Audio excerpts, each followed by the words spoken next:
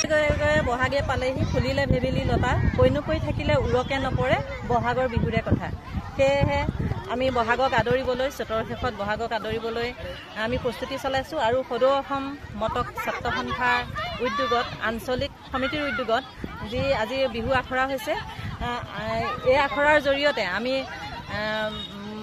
চতৰ শেষত বহাগক আদৰিবলৈ প্ৰস্তুতি চলাইছোঁ।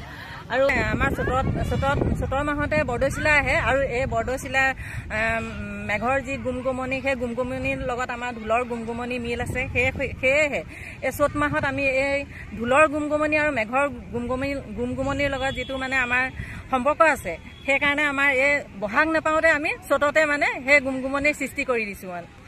এবাৰ বিহু কেনেদৰে পালিব? এবাৰ বিহু আমি খুব সুন্দৰভাৱে পালিম বুলি ভাবিছোঁ আৰু আমি নিজেও এখন বিহু পাতোঁ। সেই বিহুখন আমি এই এপ্ৰিল মাহৰ 27 তাৰিখে পাতিম। সেই বিহুত আমি মানে আমাৰ প্ৰতিযোগীসকলক সকলো প্ৰতিযোগীকে আমি একোটা মানে পুৰস্কাৰ দিম বুলি ভাবিছোঁ আৰু সকলো প্ৰতিযোগীয়ে পুৰস্কাৰ পাব আৰু আমি তেওঁলোকক তাৰ উপৰিও মানে ফাৰ্ষ্ট গৰাকীক আমি পইচাৰ মানে মাননি নিদিওঁ।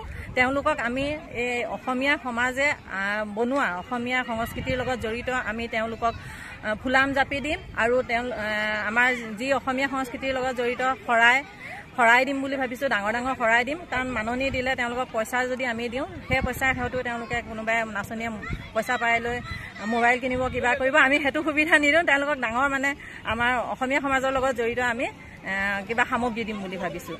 এটা বিহু নাম হ'ব পাৰে নেকি? বিহু নাম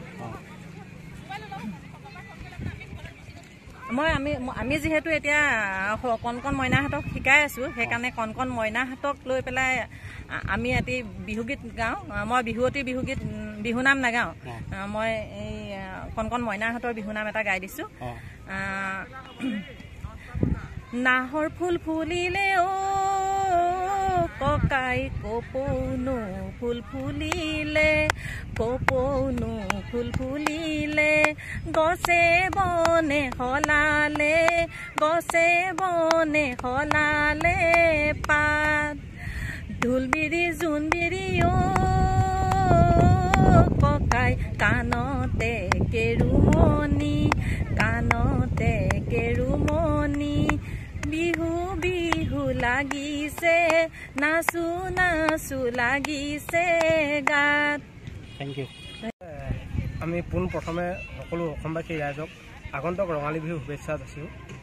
আমি সদৌ অসম মটক ছাত্ৰ সন্থা চাবুৱা আঞ্চলিক সমিতিৰ উদ্যোগত আমি পোনপ্ৰথমে এই বহাগ নৌ পাওঁতেই চ'তৰ মাহতেই আমি এখনি বিহু নাচ কৰ্মশালা আয়োজন কৰিছোঁ।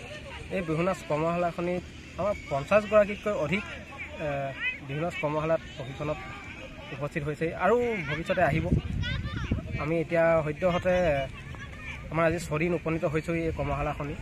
আমি অহা 23 তাৰিখে আমাৰ সামৰণি অনুষ্ঠানটি খুব সুন্দৰকৈ পাতিম বুলি আমাৰ আশা কৰিছোঁ চাবুৱা আঞ্চলিক সমিতিৰ উদ্যোগত। আমি পোনপ্ৰথমে ধন্যবাদ জনাব লাগিব আমাৰ য়ং ব্লু ক্লাবৰ সভাপতি সম্পাদক, তেওঁলোকেও আমাক যথেষ্টখিনি সহায় কৰিছে। সদৌ অসম মটক ছাত্ৰ সন্থা চাবুৱা আঞ্চলিক সমিতিক আমাৰ কেন্দ্ৰীয় সমিতিৰ সহকাৰী সাধাৰণ সম্পাদক সন্তোষ গোহাঁইও আমাক বহুখিনি সহায় সহযোগ কৰিছে চাবুৱা আঞ্চলিক সমিতিৰ উদ্যোগত বিহু নাচ কৰ্মশালাখনিৰ ওপৰত ধুনীয়াকৈ আয়োজন কৰিবলৈ। ঠিক আছে। সৰ্বপ্ৰথমে সমগ্ৰ অসমবাসীলৈ সদৌ অসম মটক ছাত্ৰ সন্থাৰ এই পবিত্ৰ মঞ্চৰ পৰা আগতীয়াকৈ ৰঙালী বিহুৰ শুভেচ্ছা জ্ঞাপন কৰিছোঁ। যোৱা 16 তাৰিখৰ পৰা সদৌ অসম মটক ছাত্ৰ সন্থাৰ ডিব্ৰুগড় জিলা সমিতিৰ অন্তৰ্গত চাবুৱা আঞ্চলিক সমিতিয়ে 8 দিনীয়াকৈ বিহু কৰ্মশালা চাবুৱাত অনুষ্ঠিত কৰিছে। আমি সদৌ অসম মটক ছাত্ৰ সন্থাৰ কেন্দ্ৰীয় সমিতিৰ তৰফৰ পৰা চাবুৱা আঞ্চলিক সমিতিক ধন্যবাদ জ্ঞাপন কৰিছোঁ।